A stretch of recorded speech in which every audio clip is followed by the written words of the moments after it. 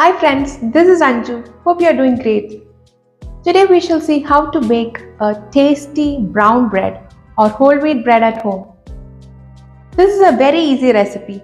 Usually bread making requires a lot of kneading, but this is a no knead recipe. All you have to do is mix a few ingredients and leave it for rising. Store-bought bread is loaded with preservatives and unnecessary chemicals. Let us take a look at the labels of some of the best-selling whole wheat breads that are available in the market. Let us first check the percentage of whole wheat flour in the so-called whole wheat bread loaves. Whole wheat flour percentage is 32% in the first brand. The rest is refined wheat flour, which is nothing but maida.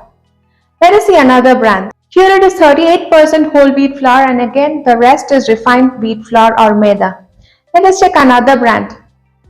It says 62%. This is by far the highest percentage of wheat flour which I have seen on the label. Many of the labels don't even mention the percentage. Now we shall come to the rest of the ingredients, which are the same in most of the loaves. Oil, yeast, salt, etc., which are fine. We would also be using these for making our bread today. Then comes a list of ingredients which really bothers me. Color 150A. Color in brown bread?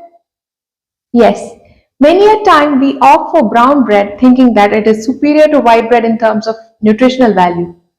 But what we get is just refined flour with color added. The percentage of whole wheat flour is quite less in most of the cases. We might as well have white bread without the color, calling it white bread, than coloring the white bread brown, calling it brown bread and eating it, isn't it? Then comes preservative 282. We often see that store-bought bread doesn't go bad days or sometimes weeks after the use-by date mentioned in the pack. That itself shows the quantity of preservatives that goes into the loaf. Then comes improvers 1100I, 1104, it's a long list. Then comes emulsifiers, another long list. Then comes acidity regulator 260, flour treatment agent 510. It is the same story with all the brands. Why all these chemicals? Because, as I say, they are cheaper than real good quality ingredients, and the companies manufacturing these care only about their profit and not about our health. Sometimes I go shopping and see the shelves loaded with different varieties of bread, and I feel inclined to get one. Why should I bake when I have it easily available? And all I have to do to get out of that phase is just take one loaf and read the label. As simple as that. I would have enough motivation to bake a loaf on my own. I had shared my white bread recipe earlier, and I had many friends asking me if I could share a recipe for brown bread too. So here we go. For making brown bread, we need 2.5 cups of whole wheat flour, 1 and 3/4 cups of water, 1.5 tablespoon unrefined sugar, 1.5 teaspoon instant yeast, 1.5 tablespoon melted butter or desi ghee or any cold pressed oil of your choice, 1 teaspoon salt. You may also use nuts or seeds of your choice for topping the bread. It is optional. To begin with, into a large mixing bowl, I add in the water. Then I add the instant yeast.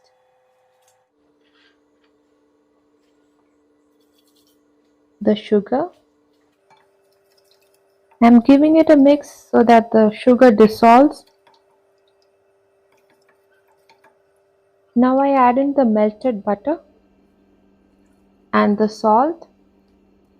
Mix well and add in the whole wheat flour. I'm adding it little by little and mixing it well. Make sure to mix the dough really well. The dough would be really sticky, so use a large spoon or spatula for mixing. Normally, bread making requires around 10 minutes of kneading using your hands or a stand mixer. But this recipe doesn't require that. The dough is mixed well. Now we shall close the bowl with a towel and leave it for rising for an hour or until the dough doubles. All we did is that we mixed all the ingredients together well and we are allowing the yeast to get into action. Make sure to use good ingredients for a good loaf. Only if the yeast is good will it rise really well. It has been around 2 hours. Let's check if it has doubled. Yes, it has doubled. Now what we do is we flatten the dough gently to release any air pockets. Remember, we're just folding it gently. Do not overdo this step. Now we shall transfer it into a greased loaf pan.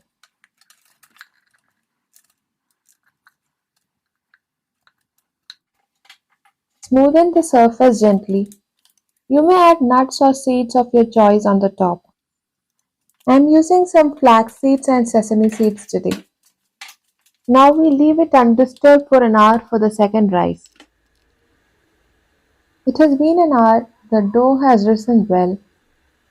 Time taken for rising could vary depending on the temperature conditions. Make sure it doubles. Let us proceed to bake the bread.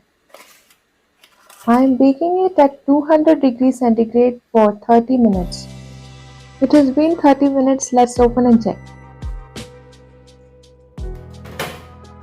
Hold the bread in the loaf tin for 5 minutes and then transfer it onto a cooling rack. Let it cool well. It is perfect. You can see all the sides. I simply love the aroma of freshly baked loaves. You may increase the quantity of sugar if you want your loaf sweeter. You may add a tablespoon of honey if you want a honey flavored loaf. Let us slice the bread. As the bread cools down, it gets easier to slice it. If you prefer a lighter loaf, you may try using half or 1/3% refined flour. Our whole wheat bread is ready to be enjoyed. It is free of preservatives, artificial colors, and other chemicals. It is loaded with the goodness of whole wheat. I prefer to have mine with my yummy homemade Nutella, the link to which is given in the description box. This bread tastes best when fresh and would stay good for up to 2 to 3 days in room temperature or up to 1 week in the refrigerator. You may use the freezer if you want to keep it fresh for longer. So guys, hope you like this recipe. It is super easy and much healthier than the store-bought bread. Please share this recipe with all your bread lover friends and also with people who you care about. Please like, comment and subscribe to my YouTube channel for more such useful recipes. Also don't forget to click on the bell icon to be notified when I post a new recipe. So until I see you next time with another recipe, keep smiling, cook, enjoy!